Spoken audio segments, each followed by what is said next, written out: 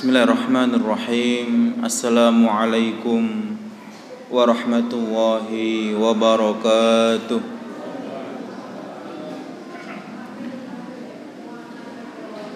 Alhamdulillah. Alhamdulillahilladzi alafa baina qulubina fa asbahna bi ni'matihi ikhwana. Wassalatu wassalamu ala Rasulillah wa ala alihi wa sahbihi wa mawalah. Wa rabbi shrah li sadri wa yassir li amri wahlul 'uqdatam min lisani yafqahu qawli, amma ba'd. Wa rabbi shrah li sadri wa yassir li amri wahlul 'uqdatam min lisani yafqahu qawli, amma ba'd. Allahumma anfa'na bima 'allamtana wa 'allimna ma yanfa'una warzuqna 'uluman tanfa'una fid dini wad dunya wal akhirah. Allahumma faqihna fid dini wa 'allimna ta'wil. Allahumma inna hadratal mukarramin, para alim, para ulama, para sepuh bini sepuh, wabil khusus seluruh jajaran pengurus takmir Masjid Al-Muhajirin Balai Kambang dan jamaah sekalian yang senantiasa istiqomah dalam meniti jalan menuntut ilmu, yaitu di rumah-rumah Allah Subhanahu wa ta'ala. Saya mengingat satu buah hadis, Pak, yang itu termasuk hadis yang awal saya pelajari dulu ketika mondok di Gontor Ponorogo dulu. Guru saya ngendikan, man kharaja fi talabil ilmi kana fi sabilillahi hatta yarji'ah, wa man salaka tariqan yaltamisu fihi ilman sahhalallahu lahu bihi tariqan ilal jannah. Baginda Rasulullah ngendikan, dan ini disampaikan oleh guru kami di awal-awal kita belajar dulu pesantren di Ponorogo dulu. Barang siapa yang keluar dari rumahnya, kemudian dia niatkan keluar dari rumahnya itu untuk bermajelis ilmu, untuk cari ilmu, sesungguhnya dia itu pahalanya sama dengan orang jihad fisabilillah sampai dia kembali ke rumahnya, Pak. Jadi pahalanya nyari ilmu itu setara dengan pahala fisabilillah. Ada yang spektakuler lagi, Pak, dari hadis selanjutnya. Baginda Rasulullah menyatakan, barang siapa dia keluar mencari ilmu, sahhalallahu lahu bihi tariqan ilal jannah, maka Allah mudahkan jalannya, jalan menuju surga. Kemudian para ulama berkomentar, bayangkan jalan menuju surga saja Allah mudahkan, apalagi hanya sekedar urusan dunia. Maka barang siapa yang dia istiqomah untuk bermajelis ilmu, maka insya Allah urusan dunia akhiratnya Allah lancarkan, Allah mudahkan. Amin amin ya rabbal alamin. Pangapunten, pekan kemarin saya uzur, Pak, uzur syar'i, dan tidak ada yang percaya, Pak. Saya hari Jumat sampai hari Senin itu ngamar di rumah sakit, Pak, karena batuk berkepanjangan plus demam. Tapi ketika saya sudah pulang, kemudian saya sanjang, saya kok nggak pernah kelihatan. Saya di rumah sakit. Lo estu jenengan teng rumah sakit. Lo nopo kok mboten, kok kula mboten percaya jenengan teng rumah sakit. Nopo kok pawaan-pawaane ya ndak kurang-kurang blas. Biasanya lek wong lara niki kan nggih kurang pipine napa kurang wetenge, kok tambah istiqomah anunya. Tapi nggih kenyataannya demikian. Maka saya kemarin ketika di rumah sakit, saya izin ke para pengurus untuk uzur. Semoga kawan-kawan di sini tetap semangat, tetap istiqomah dalam menuntut ilmu. Nggih, Bapak Ibu sekalian yang dirahmati oleh Allah Subhanahu wa taala, kita lanjutkan di pembahasan kitab Arba'in An-Nawawiyah. Hari ini kita sampai di pembahasan hadis ke-34 terkait amar ma'ruf nahi mungkar, Pak, atau merubah kemungkaran. Hadis ini hadis luar biasa, Pak. Hadis luar biasa kenapa? Karena berhubungan dengan salah satu tujuan kita diciptakan oleh Allah sebagai hamba itu juga untuk bernahi mungkar, beramar ma'ruf nahi mungkar.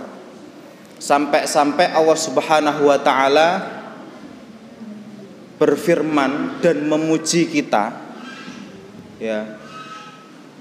Pak, mboten napa dianu di mun saya dimatikan saged nggih. Biar ndak anu apa suaranya gemah. Baginda Allah Subhanahu wa taala memuji kita, Pak. Nggih. Memuji kita sebagai umat terbaiknya. Dan ini kita harus bangga, Pak. Di antara umat-umat yang pernah ada, dari umatnya Nabi Adam, umatnya Nabi Nuh, umatnya Nabi Musa, Nabi Isa, sampai umatnya Nabi Muhammad SAW, kita ini dipuji sebagai umat yang terbaik. Mengapa? Maka rahasianya cuma satu, Pak. Allah Subhanahu wa taala berfirman, kuntum khaira ummatin. Kalian semua, yaitu kita, Pak, ya. Dan kita ini dipuji oleh Allah Subhanahu wa taala, kuntum khaira ummah, sebaik-baik umat di antara umat-umat yang pernah ada. Ya, sebelum Nabi Muhammad, umatnya Nabi Muhammad itu adalah sebaik-baik umat. Kenapa? Ukhrijat linnasi ta'muruna bil ma'rufi wa tanhauna 'anil munkar. Sebabnya cuma dua, Pak. Karena umatnya Nabi Muhammad itu mereka mempunyai spesifikasi mau beramar ma'ruf dan bernahi mungkar, atau menyeru ke dalam kebaikan, ngongkon uang apik karo melarang orang untuk berbuat kejelekan. Itu spesifikasi umatnya Nabi Muhammad, sehingga oleh Allah Subhanahu wa taala dipuji sebagai umat terbaik. Loh, saat buktinya apa? Berarti umat yang lain tidak lebih baik daripada kita? Iya, betul. Bahkan umat lain selain umatnya Nabi Muhammad terlaknat. Terlaknat kenapa, Pak? Mereka dilaknat oleh Allah Subhanahu wa taala karena dia tidak mau beramar ma'ruf nahi mungkar. Ya. Siapa mereka? Salah satu contohnya umat Yahudi dan Nasrani. Dalam surat Al-Maidah Allah mengatakan, lu'inal ladzina kafaru min bani Israila ala lisani Daud. Lu'inal ladzina kafaru min bani Israila ala lisani Daud wa Isa ibni Maryam. Dzalika bima asaw wa kanu ya'tadun kanu la yatanahawna an munkari ma fa'alu. Jadi Allah Subhanahu wa taala melaknat orang-orang Bani Israel dan orang-orang Yahudi itu melalui lisannya Nabi Daud dan melalui lisannya Nabi Isa alaihissalam itu. Kenapa? Karena mereka tidak mau beramar ma'ruf nahi mungkar. Kalau jenengan semerep ceritanya nggih, kalau bahasanya rohib ya. Rohib itu adalah orang-orang, kalau hari ini itu ulamanya. Rohib pakai ba ya. Rohibnya atau ulamanya orang-orang Yahudi dan Nasrani itu, Pak, mereka itu punya prinsip, yang penting saya selamat, saya mengerjakan apa yang diperintahkan oleh Rasul saya beriman dengan Tuhan saya, cukup bagi saya. Atau minimal ketika mereka mengajak keluarga mereka itu cukup. Setelah itu entah masyarakatnya mau beriman mau tidak, terserah. Ini orang Yahudi Nasrani itu seperti itu, Pak. Maka dengan, bayangkan, ulamanya saja, rohibnya saja, mereka seperti itu. Maka Allah turunkan laknat kepada mereka. Kenapa? Karena mereka tidak mau beramar ma'ruf nahi mungkar. Maka kita umatnya baginda Rasulullah SAW itu sebagai umat terbaik karena mau beramar ma'ruf nahi mungkar. Kemudian orang Yahudi Nasrani itu dilaknat Kenapa? Karena dia mau yang penting keluargaku selamat, aku selamat, aku sembayang, aku poso, babah tonggoku zina, babah tonggoku judi, babah tonggoku ndak sembayang, babano. Yang penting aku selamat. Itu spesifikasi dan ciri-cirinya orang Yahudi. Kalau hari ini Pak, ada di zaman ini punya prinsip semacam itu, hati-hati Pak. Jenengan betul umatnya Nabi Muhammad secara garis historikalnya, tapi secara sifat kepemilikannya itu hampir mirip dengan orang-orang Yahudi dan Nasrani. Hati-hati Pak. Maka saya ingat Pak perkataan Imam Syafi'i berkomentar terkait surat Al-Asr yang kita hafal semua Pak.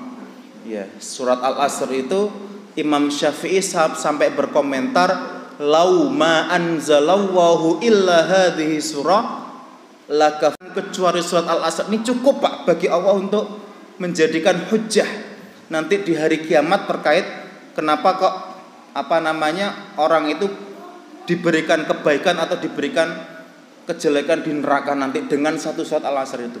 Apa isinya surat Al-Asr itu Pak? Kita hafal semua, demi masa wal asri, dan Allah bersumpah demi masa. Artinya apa? Para ulama berkomentar, Allah itu tidak akan bersumpah melainkan yang disumpah itu sesuatu yang luar biasa, sesuatu yang penting. Maka waktu itu penting. Jadi orang kalau seandainya tidak punya uang hari ini, tapi mereka punya masa, mereka punya umur, mereka punya waktu. Tidak ada orang itu tidak punya waktu Pak. Karena modal untuk beramal itu waktu, usia. Disumpah oleh Allah karena ini penting. Maka Allah mengatakan innal insana lafi khusrin.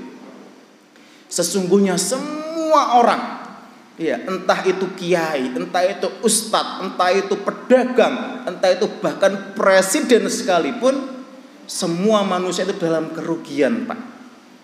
Dalam apa yang dimaksud dengan kerugian? Kalau kita bayangkan kerugian itu, kalau kita berdagang, kita kulak 5.000, kemudian dijual 3.000, itu rugi. Itu rugi matematis perdagangan. Karena kenapa? Ketika kita berdagang dengan Allah, ini perdagangan yang tidak akan tijaratan lan tabur, perdagangan yang tidak pernah rugi Pak. Makanya Allah Subhanahu wa taala berfirman, "Man dzalladzi yuqridu Allaha qardan hasanan fayudha'ifahu lahu ad'afan katsira." Barang siapa meminjamkan atau berdagang dengan Allah dengan pinjaman yang baik, maka Allah akan lipat gandakan berkali-kali lipat. Itu sudah prinsip Pak. Kita tuh kalau Allah bayangkan, Allah gambarkan amal kita itu seperti orang berdagang. Kenapa? Kenapa kok matematis? Karena otak kita manusia itu otak matematis Pak. Loh, kita hari ini Pak. Ya, jadi kalau seandainya kita itu kenapa kok sholat duha? Ben rezeki ini lancar. Matematis itu Pak. Apa kok sholat duha? Ben kabeh lancar kabeh, anakku mulya kabeh, itu matematis Pak. Kenapa kok sembahyang 5 waktu? Ben ndak mlebu neraka, itu matematis. Kenapa kok Allah itu gambarkan dalam Al-Qur'an itu seakan-akan kita itu berdagang dengan Allah? Karena sifat dasar kita itu kayak gitu. Innal insana khuliqa halu'a. Manusia itu diciptakan untuk berkeluh kesah. Idza massahu syarru jazua. Ketika dia itu ditimpa kemalangan, dia pasti protes. Ketika ditimpa kebaikan, dia lupa. Itu manusia itu sifatnya seperti itu Pak. Maka Allah gambarkan semua amal kita dengan Allah itu seperti perdagangan. Dan perdagangan dengan Allah itu tidak pernah rugi. Tapi bayangkan Pak, ketika kita rugi dengan Allah itu sak rugi-ruginya orang. Kenapa? Karena kita berdagang dengan Allah tidak pernah rugi. Tapi kalau kita betul rugi dengan Allah, demi Allah ini adalah kerugian yang nyata. Apa itu kerugian yang nyata? Kita dimasukkan oleh Allah ke dalam api neraka. Dan api neraka itu kerugian yang nyata Pak. Maka dikatakan di surat An-Naba itu innalil muttaqina mafaza. Sesungguhnya bagi orang-orang yang bertakwa itu tempat untuk kemenangan. Apa mafaza? Itu surga.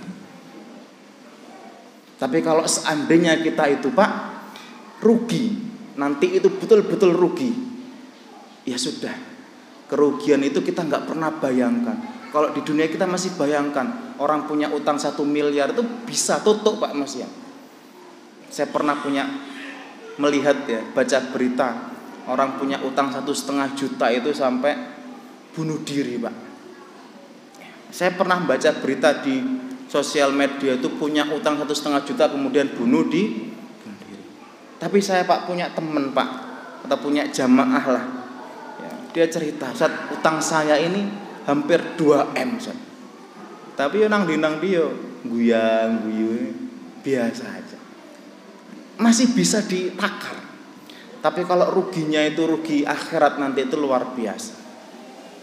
Maka dikatakan sesungguhnya semua manusia dari segala macamnya dalam kerugian kecuali 4 Pak.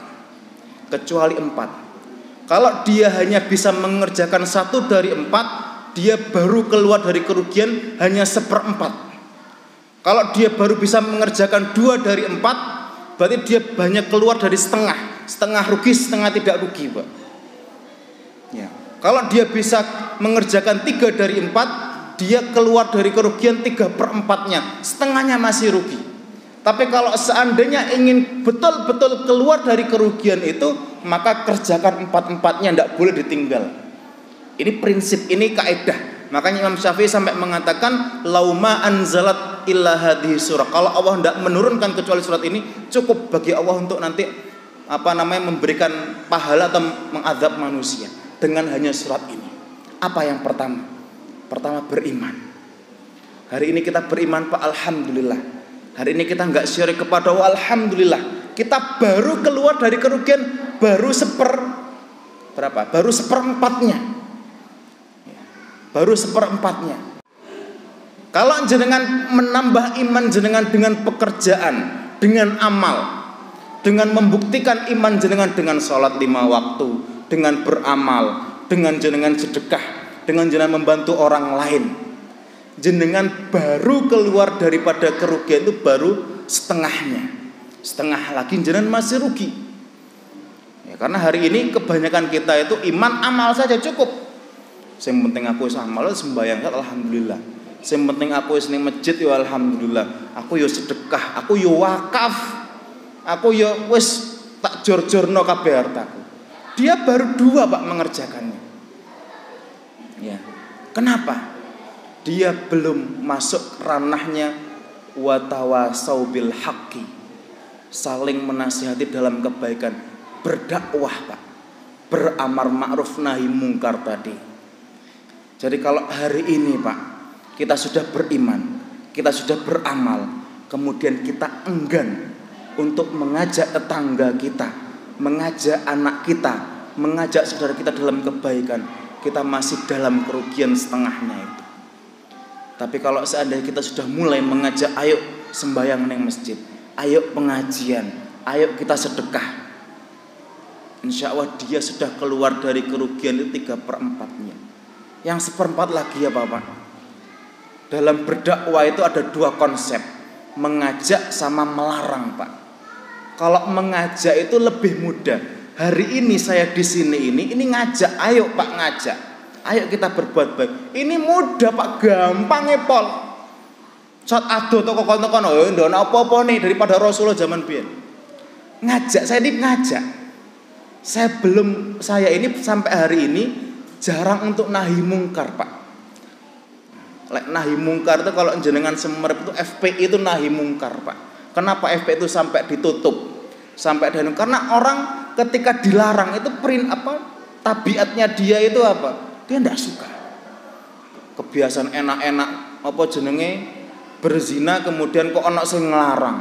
Itu tidak nyaman pasti orang. Maka tingkatan dalam berdakwah yang paling sesuai itu nahi mungkar tadi itu Pak. Dan ketika kita nahi mungkar, kita memblok orang atau kita melarang orang untuk atau ngandani orang untuk tidak berbuat kejelekan, kok ndelalah dicelatu. Kalau bahasa Lumajang itu dicelatu Pak. Kalau bahasa Balai Kambang niki napa? Napa dicelatu niki Pak? Hah? Ya. Kok kita itu dihujat Pak karena kita melarang orang untuk berbuat maksiat. maka konsepnya, kaidahnya kita harus sabar. Makanya di akhir itu watawasau bis sabr. Karena orang itu ketika mengajak dan melarang itu Pak, pasti ada orang nggak suka, pasti. Hari ini Pak, kita di sini, pengajian di sini, ini ada orang nggak suka, iku lapo lagi. Dan kok pengajian barang, ngenten mawon. Ada yang nggak suka. Ketika nggak suka bagaimana? Sabar. Ya, maka konsep ini, maka ketika kita sudah mengerjakan empatnya, maka insya Allah kita ini sudah keluar dari kerugian. Tapi kalau baru 2, apalagi baru 1, baru 3, kadang sudah ngajak orang kebaikan, ngajak orang ngaji, ngelarang orang berbuat kejelekan, kok dorong iso sabar, masih rugi 1/4. Maka kalau ingin keluar dari kerugian, kerjakan 4-4-nya. Dan ini memang ketika sudah mengerjakan 4-4-nya, insya Allah kita ini keluar dari kerugian.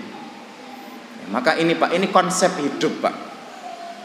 Konsep hidup. Maka Imam Syafi'i mengatakan kalau orang bisa mengamalkan satu surat ini Pak, cukup bagi dia itu. Allah nggak perlu nurunkan surat lain, itu cukup. Kenapa? 4 hal ini bisa mengeluarkan orang dari kerugian di dunia dan di akhirat nanti.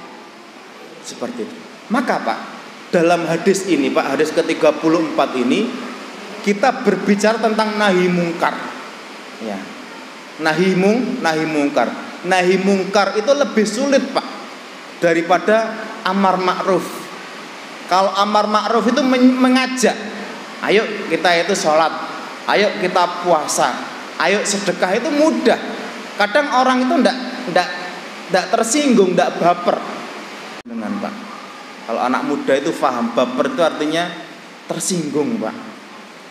Wah, aku kok diomongin riba barang, itu orang ndak suka. Atau dia punya kebiasaan judi, mohon maaf. Kemudian Leo judi mana ya Leo, ndak apik judi. Kita ndak, orang ketika ditegur itu ndak suka. Ojo ngombe maneng ya Leo, ndak suka.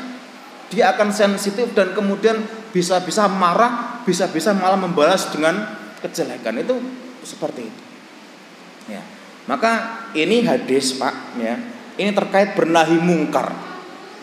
Maka baginda Rasulullah SAW bersabda, diriwayatkan oleh sahabat Abu Sa'id Al-Khudri. Ya, qala, baginda Rasulullah SAW mengatakan, sami'tu Rasulullah SAW yaqul. Saya pernah mendengar baginda Rasulullah SAW bersabda, man ra'a minkum munkaran falyughayyirhu biyadi. Barang siapa di antara kita semua melihat adanya kemungkaran, maka hendaklah dia merubah dengan tangannya, dengan kekuasaannya, dengan wewenangnya. Ya. Kalau dia melihat kemungkaran dan dia mampu dengan merubah dengan tangannya, wajib bagi dia untuk merubah. Fa in lam yastati' fa bilisani. Kalau seandainya dia tidak mampu merubah dengan kebijakan, dengan wewenangnya tadi itu, cukup dengan lisan Pak. Kalau dengan lisan masih tidak bisa, tidak mampu, maka cukup dengan hatinya, dan itu adalah selemah-lemahnya iman. Maka bahaya Pak hari ini kalau kita melihat kemungkaran, ngelihat maksiat, kok kita nggak terbesit Pak untuk minimal dalam hati kita itu, ya Allah kok iso kok ngene iki, ya Allah muga-muga ndak koyok ngene. Ketika kita nggak ada terbesit, nggak ada kertek untuk supaya ini ndak ada Pak, berarti iman kita sudah hilang Pak. Karena ketika kita itu menahi mungkar atau melarang dengan hati itu Pak, itu selemah-lemahnya iman, serendah-rendahnya iman. Tapi hari ini kita melihat maksiat di depan mata kita, di lingkungan kita, kok ndak ada kertek ingin menghalangi, meskipun dalam hati iman kita habis sudah Pak. Karena para ulama mengatakan al-imanu yazidu wa yanqus. Iman tuh naik turun Pak. Bukan berarti dia enggak beriman, dia bukan muslim, tidak. Iman tuh naik turun Pak. Naik dengan ketaatan dan berkurang dengan maksiat. Delalah kita melihat kemungkaran, kemaksiatan, kok hati kita biasa saja. Enggak ada kertek ingin dengan perbuatan kita, dengan lisan kita, atau bahkan dengan hati kita, nggak ada sama sekali. Hati-hati Pak, hati-hati. Ya, kenapa kok hati-hati? Berarti indikator iman kita ini sudah habisnya, iman kita sudah tidak ada minimal dikit aja kebaikan. Nah, maka di sini Pak dikatakan ketika ditanya hukum daripada bernahi mungkar itu apa sih? Ya. Maka ulama menyebutkan hukum bernahi mungkar itu ada dua Pak. Ada dua pendapat. Pertama, ada yang berpendapat hukumnya fardul ain. Artinya setiap daripada kita itu Pak, itu wajib, karena di sini ada kata-kata man. Barang siapa di antara kita melihat kemungkaran maka dirubah. Ini fardul ain. Kemudian pendapat yang kedua ini lebih ringan daripada yang pertama Pak. Ini fardul kifayah. Kalau fardul ain Pak, kita melihat kemungkaran kemudian kita tidak merubah, kita dosa. Oke? Tapi yang disepakati oleh para ulama, dan ini menenangkan hati kita, karena kalau kita ikut pendapat pertama kita semuanya dosa Pak. Karena kita melihat orang tidak kerudungan, kadang kita itu kan harus dinahi mungkar Pak. Kita biasa saja, dosa semua. Jadi ketika saya dari Lumajang ke mriki, ndelok wong pada montoran ndak nganggo kelambi, ndak nganggo kerudung ya. Kalau seandainya pakai celana ketat-ketat dan lain sebagainya, itu sudah berapa dosa saya Pak? Kenapa? Harusnya saya turun ngiling no, Mbak kudungan Mbak celana aja ketat-ketat Mbak, ya kan gitu Pak. Kalau seandainya hukumnya itu fardul ain, jadi dari Mbagu sampai ke tempat ini dosa saya banyak mungkin Pak. Kenapa? Karena saya tidak bernahi mungkar. Ini kalau kita pakai hukum fardul ain Pak. Tapi hukum yang kedua, dan ini diingatkan oleh sebagian orang, gugur kewajiban kita. Tetapi kalau enggak ada yang mengingatkan Pak, maka seluruh kampung ini, seluruh wilayah ini semua dalam keadaan dosa. Ya, maka kita itu contoh ketika ada orang enggak pakai kerudung, kita ingatkan itu enggak enak Pak. Dia pasti tersinggung. Iki sik ngaji sik winginane kok wis dadi ustad. Nah, iki sik ngaji oleh 2 minggu kok dadi mubalik gitu. Nah, pasti ada yang seperti itu. Lah kalau kita digitukan bagaimana? Sabar. Ini bagian daripada proses yang ini diberikan kaidahnya oleh Allah Subhanahu wa taala di surat Al-Asr tadi itu. Maka hukumnya itu ada dua, yaitu fardul ain atau fardul kifayah ya. Kemudian Pak, kalau kita melihat macam daripada kemungkaran itu, ada 2 macam kemungkaran Pak. Dan ini dampaknya ini kalau seandainya ya. Jadi kalau ada kemungkaran, dilihat dari dampaknya ketika kita mengingkari itu, dan ini konsekuensinya bagaimana? Hukumnya wajib atau tidak wajib itu ada 2. Pertama, ketika ada kemungkaran, kemudian kalau seandainya kita ingatkan atau kita ingkari itu, ini akan hilang atau berkurang kemungkarannya. Ini hukumnya wajib Pak. Okay. Jadi kalau ada kemungkaran, kita melihat ini ada maksiat ini. Kemudian kalau kita mengingatkan dia, kita mengingkari apa yang dia kerjakan, kok berkurang, dia pergi, dia nyingkre, atau minimal dia mengurangi maksiatnya, maka ini hukumnya wajib kita kerjakan. Dilihat dari dampaknya gitu. Loh, karena kenapa Pak saya katakan seperti ini? Ini perkataan ulama ini. Kenapa? Karena ada sebuah kemungkaran, kalau itu diingkari, ini semakin besar Pak kemungkarannya. Pernah lihat kasus seperti ini? Ketika ada kemungkaran, kemudian diingkari, ketika kita ingkari ini lebih luas maksiatnya. Contoh, ya,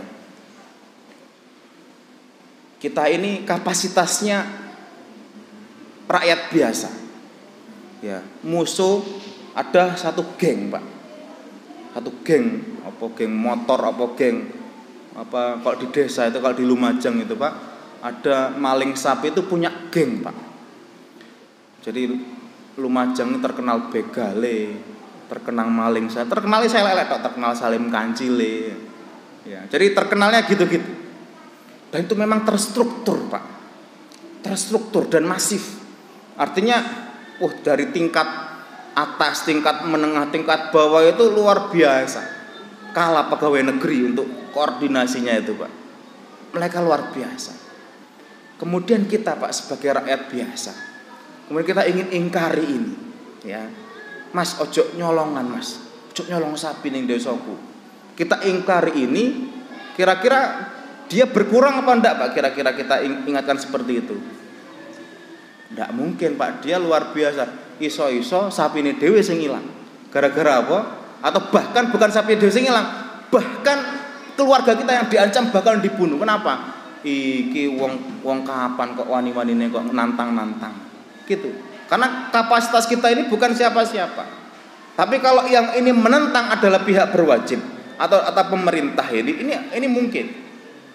Ya, dia sama-sama punya wewenang dan meskipun ada resikonya, dia berkewajiban untuk membasmi ini tadi. Lah, maka kalau seandainya ada seperti ini, Pak, ya, maka untuk diingatkan secara perbuatan atau secara lisan itu cukup, tidak usah, cukup dengan hati. Ya, maka ini kalau dilihat dari dampaknya, maka kita itu kadang-kadang juga harus melihat, Pak, ketika kita ingkari ini efeknya apa? Efeknya tambah besarkah apa tambah berkurangkah? Kalau tambah besar mending jangan, karena bukan kapasitas kita. Terus bagaimana, Ustaz? Nah, tadi itu, ya, dengan hati kita. Kita minimal sudah, ya Allah. Ya, kita melihat juga banyak yang terstruktur di atas mungkin dan lain sebagainya. Kita melihat orang-orang yang berkuasa dan lain sebagainya. Kita melihat ada ketidaksesuaian. Ya, kemudian kita langsung melihat tidak bisa. Ini adalah merupakan bagian daripada dampak daripada mengingatkan tadi itu. Kemudian yang kedua, sesuatu yang disepakati kemungkaran itu contohnya apa? Zina. Orang muslim sepakat zina itu haram. Jadi ketika ada orang berzina, keluarga kita berzina, tetangga kita berzina, kita berkapasitas untuk mengingatkan, hukumnya wajib. Oke? Hukumnya wajib. Kenapa? Ini disepakati. Ada orang mencuri, kemudian kita ingatkan, kita tegur itu disepakati mencuri itu haram. Tapi kalau yang kita ingkari adalah sesuatu yang ikhtilaf, sesuatu yang berbeda pendapat, dan perbedaan pendapat ini sangat kuat, Pak, maka tidak boleh kita mengingkari. Contoh apa? Contoh seperti kunut subuh. Nggih. Kunut subuh niku sama-sama ada dalilnya dan kuat. Memang ikhtilaf. Apakah Rasulullah itu kunutnya setiap hari setelah subuh atau hanya ketika kunut nazilah, ketika ada ada Allah turunkan balak bencana, Allah turunkan ketika sahabat ketika itu terkepung baru beliau kunut, apa setiap hari? Ini sama-sama kuat dalilnya, Pak. Ya, ada yang mengatakan Rasulullah kunut setiap subuh, tetapi subuhnya itu dalam durasi tertentu saja waktunya. Akhirnya orang yang kunut subuh, ya, yang di mazhab Syafi'i kemudian beberapa mazhab Hanafi memakai kunut tadi itu, maka ini dalilnya kuat. Kemudian orang yang nggak mau kunut subuh, Pak, dalilnya apa? Loh, Rasulullah itu kunut itu hanya ketika kunut nazilah, ketika Rasulullah itu dalam keadaan balak, ketika durasi tertentu saja, maka tidak setiap hari. Dalilnya juga sama-sama kuat. Ketika perbedaan pendapat ini sama-sama kuat, Pak, ini nggak boleh diingkari. Ketika kita ngingkari perbedaan yang kuat tadi ini jadi masalah. Kenapa? Ini sama-sama kuat, ada dalilnya, ada landasannya. Ya. Tetapi kalau seandainya perbedaan yang dhaif, yang lemah, ini wajib diingkari. Ya. Contoh apa yang perbedaan yang berbeda pendapat tapi lemah? Contoh, orang membuat khamr dengan beras, Pak. Rata-rata orang bikin khamr itu dengan apa? Dengan anggur, dengan minuman-minuman ekstrak lainnya sehingga memabukkan. Ada orang dia ngerendam beras, kemudian ketika diminum jadi mabuk. Ada beberapa ulama mengatakan beras itu bukan bagian daripada keharaman, tidak apa-apa. Tapi kalau seperti ini bikin mabuk, Pak, maka ini hukumnya tetap wajib diingkari. Kenapa? Karena mabuknya tadi, meskipun bahannya bukan dari anggur. Nah, ini contoh daripada perbedaan khilaf yang lemah. Maka hari ini kalau lemah ini wajib diingkari. Tapi kalau sama-sama kuat, Pak, maka ini bijaknya tidak diingkari. Adapun kita memaparkan pendapat kita tidak apa-apa, tapi jangan mengingkari, jangan menyalahkan. Paham Pak nggih? Nah, tapi kalau seandainya ini berhubungan dengan kita hanya mengemukakan pendapat kita, monggo silahkan, tapi bukan untuk mengingkari dan menyalahkan. Nah, ini termasuk daripada dari sifat daripada sesuatu yang diingkari tadi itu. Maka kemudian setelahnya adalah dari perspektif al-munkir atau yang mengingkari. Ya. Maka orang yang dia itu mengingkari, jadi tadi itu dari sifat kemungkarannya disepakati atau tidak disepakati, ya. Kemudian dari dampaknya, ketika dampaknya ini berkurang kemudorotannya atau kemungkarannya, ini wajib bagi dia. Tapi kalau dampaknya ini semakin berat, nah ini cukup dengan hatinya, ya. Kemudian dari perspektif kitanya yang mengingkari, ya, yang mengingkari itu bagaimana? Apakah semua orang itu wajib mengingkari atau orang yang mempunyai kapasitas, Pak? Kadang, Pak, kalau seandainya orang itu mengingkari, dia tidak paham. Ketika dia mengingkari tambah membuat mudarat yang lebih besar. Ini tambah bahaya, Pak. Tambah membuat olok contoh, ya. Saya pernah melihat ada orang itu, mohon maaf. Ya dia ini bahasanya itu, ya, ketika mengingkari sebuah kesalahan, dia tidak pada posisi yang tepat. Kenapa? Karena dari keadaannya dia itu tidak meyakinkan untuk mengingatkan. Akhirnya terjadi apa? Ini tambah diolok-olok. Loh, awakmu ae koyo ngene dan lain sebagainya. Kemudian ketika dia mengingatkan itu tambah yang mengingatnya tambah ikut-ikutan daripada orang yang diingkari tadi. Ini maka jadi suatu yang mudarat tadi itu. Jadi minimal bisa berpikir, bisa tahu bagaimana dampak daripada orang yang dia ingkari tadi itu. Nah, contoh lagi, Pak. Contoh ketika dia mengingkari, ya, dia punya kapasitas. Contoh bos kepada pegawainya. Saya pernah punya teman, dia punya 20 orang pegawai, Pak. Punya 20 orang pegawai, kemudian dia mewajibkan di tempat kerjanya itu ada sholat zuhur dan sholat asar berjamaah. Itu pun ketika ini sholat wajib, Pak. Jadi beberapa pegawai itu laki-laki itu ketika itu banyak yang buat, kemudian ada yang ngerasa nih, ibadah itu kan urusan hati, kok diatur-atur barang. Loh, bukan masalah diatur-atur barang seperti ini, bukan masalah hati, Pak. Dia punya wewenang.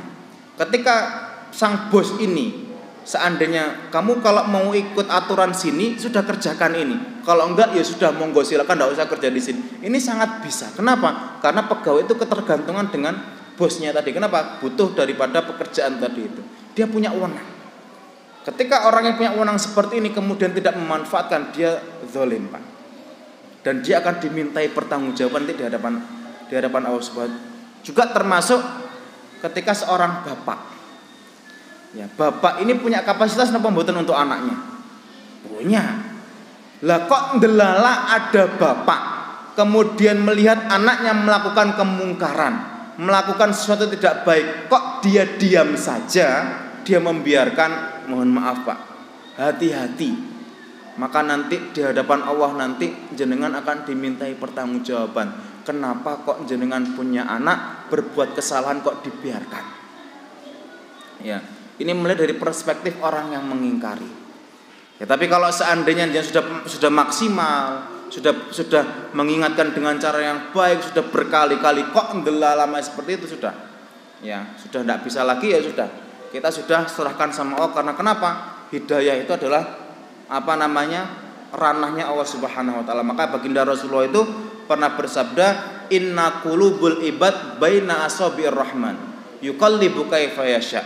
Jadi hatinya hamba itu adalah di antara jari jemarinya Allah Subhanahu wa taala. Allah berkehendak untuk membolak-balikkan kepada apa yang menjadi kemauan dari Allah Subhanahu wa taala. Maka bahkan hati kita saja, Pak, kita ini tidak mampu untuk membolak-balikkan hati kita sendiri. Hari ini kita itu suka si A, besok ini kok nggak suka, itu bisa. Hari ini kita ini naudzubillah ya, hari ini kita cinta untuk bermajelis, besok kita tidak suka, ini bisa, sangat bisa Pak. Atau kita orang yang kita anggap itu jelek Pak, dia ahli maksiat, kok besok itu jadi ahli majelis, ahli Islam, bisa apa? Tidak bisa. Maka ranahnya itu semua ranahnya doa. Maka kita itu dianjurkan berdoa dengan doa, ya muqallibal qulub tsabbit qalbi ala dinika wa ala ta'atik. Ya, maka ini kalau kita melihat kemungkaran Pak, pertama kita ingatkan dengan, kalau kita punya kapasitas, kita ingatkan dengan kapasitas kita, dengan wewenang kita. Kalau seandainya tidak bisa, tidak mampu, cukup dengan lisan. Kalau dengan lisan kita tidak mampu, cukup dengan hati. Maka hari ini Pak, kita ini lemah sekali Pak. Berapa maksiat yang di jalan-jalan di hadapan kita biarkan. Kita ini lemah sekali. Maka hati-hati Pak. Kadang kita itu karena saking kita abai, kita terlalu egois mengurusi diri kita sendiri. Maka ketika ada kemungkaran di sekitar kita itu kita anggap biasa. Maka ketika kita anggap biasa tadi dan kemudian menjadi kebiasaan yang tidak ada mengingkari, bahkan ketika ada orang mengingkari dianggap melanggar hak asasi manusia Pak. Wah, ini sudah. Ini maka ciri-ciri dan kebaikan umat ini akan hilang dan akan menjadi seperti sifatnya Bani Israel yang dilaknat oleh Allah kan tidak mau mengingkari. Ya, kanu la yatanahuna an munkari ma fa'alu. Jadi mereka tidak mau mengingkari. Kalau mengingkari dianggap melanggar hak asasi manusia. Ada orang enggak berkerudung, kita boleh enggak? Boleh. Meskipun itu bukan saudara kita. Tapi kalau seandainya kita ingatkan, sama niki sapa Mas? Yo, wis to urip-urip aku. Nggih napa mboten Mbak kira-kira lek dijawab seperti itu. Nggih, maka semoga hari ini ya, karena kita tahu ini hadisnya ini adalah sebuah kewajiban dan merupakan indikator terhadap iman daripada seorang hambanya Allah, maka hendaknya kita itu terus beramar ma'ruf nahi mungkar. Dan ini termasuk kesempurnaan kita keluar dari kerugian yang Allah berikan kepada semua manusia tanpa terkecuali. Kalau ingin keluar dari kerugian, kita sama-sama beriman, beramal soleh, beramar ma'ruf nahi mungkar, kemudian kita bersabar atas apa yang nanti pasti akan sebagai respon daripada amar ma'ruf nahi mungkar kita. Nggih, barakallahu fikum. Nggih, ada yang mau didiskusikan, monggo Pak, silahkan. Bismillahirrahmanirrahim. Saya izin minum dulu Pak, nggih.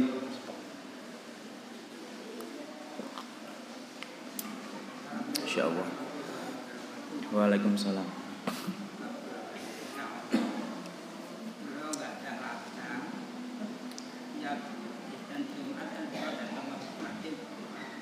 Nggih.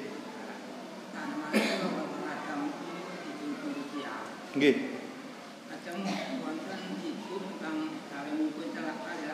Nggih. Nggih.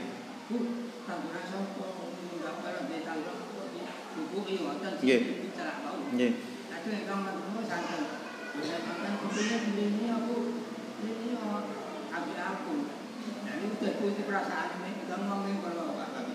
Sing sanjang jenengan.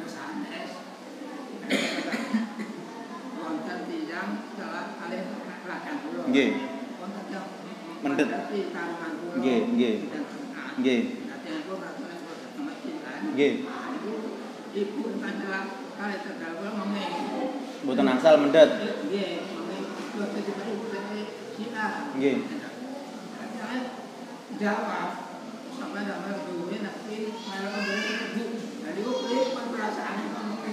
Oh, nggih. Nggih, paham kalau. Nggih. Jadi ini saya ceritakan lagi, mungkin ada yang nggak dengar. Jadi setiap hari Jumat ada orang ngambil tanamannya jenengan. Kemudian ibu yang dekat ladang yang jenengan itu bernahi mungkar, melarang untuk jangan ngambil itu. Kemudian dijawab sama yang ngambil itu, loh jenengan mboten melu nggada niki, kok menging-menging, kok mboten angsal mendet, kan gitu nggih. Nah, terus ya apa perasaannya sinten? Yang melarang tadi Pak nggih. Ah, nggih. Maka Pak, ya, maka bagi dia itu sudah cukup untuk sebagai, kan ini ada kemungkaran Pak. Ada kemungkaran yang seharusnya dia memang ingkari. Dan ini betul sudah ibu tadi itu. Kenapa? Karena mengingkari sesuatu yang tidak baik. Ketika responnya, jadi kita itu Pak tidak dituntut untuk merubah. Nggih. Jadi kita itu maka dalam uslub dakwah itu nggih, dalam bagaimana kita berdakwah itu ada namanya dakwah bil hikmah. Ud'u ila sabili rabbika bil hikmah. Hikmah itu dengan cara sebaik mungkin. Adapun hidayah itu Pak, itu bukan ranah kita. Ranahnya Allah Subhanahu wa taala. Ketika kita melarang orang dengan cara yang sudah paling baik, kok ndelala dia tidak ngefek dengan apa yang menjadi arahan kita. Nggih sampun, cekap. Nggih. Jadi ketika dia ndak mau jenengan kok ndak melu gue kok apa kok ngelarang-ngelarang. Itu sudah. Jadi ketika memang posisinya dia sudah melarang cukup bagi dia dan dia sudah mendapatkan keutamaan dari melarang kemungkaran tadi. Bagaimana sih yang ngambil ya tetap dosa. Tapi bagi yang sudah melarang sudah betul itu, Pak. Ya, kemudian ketika dia ya, jadi dia sudah cukup itu kalau memang sudah diingat berkali-kali kok masih ndak sudah diingatkan terus-menerus sudah ini menjadi apa keutamaan bagi dia tadi itu. Nggih. Maka jenengan, tapi bagi jenengan bagaimana? Ikhlas. Ah, bagus, Pak. Nggih. Bagus. Apalagi hari Jumat. Ya wis niataken sedekah, mungkin dia butuh, Pak. Kalau jenengan mungkin tahu orangnya panggil, Bu ngapunten. Karena kasihan, Pak. Ya kan? Kan kasihan dia. Kenapa? Karena dia mengambil sesuatu yang tidak haknya. Dosa, ya. Jenengan kalau tahu dipanggil, Bu, monggo pinak teng griya, sanjangi. Mangke-mangke mboten usah mendet-mendet wis napa jenengan butuh sanjang kula mangke kula paringi. Nggih. Nggih. Bayai mana itu duluan petani. Dulu itu pas mahal-mahalnya bawang putih, Pak. Jadi posisi itu sudah besoknya itu mau panen, Pak. Nggih. Sama. Besok mau panen, ini Mbah Nyai Manaf ini ya atau istrinya Mbah Manaf itu besok wis anu sudah persiapan. Oh, besok hasilnya didol, engko iki gawe bayar anake sekolah, gawe bayar anake sudah gitu, Pak, sudah bagi-bagi. Kok iki didom sekian karena sudah ngukur anunya, ngukur apa namanya hasilnya. Lah ndelala Pak, besoknya mau panen itu ternyata sudah dipanen orang dulu, Pak.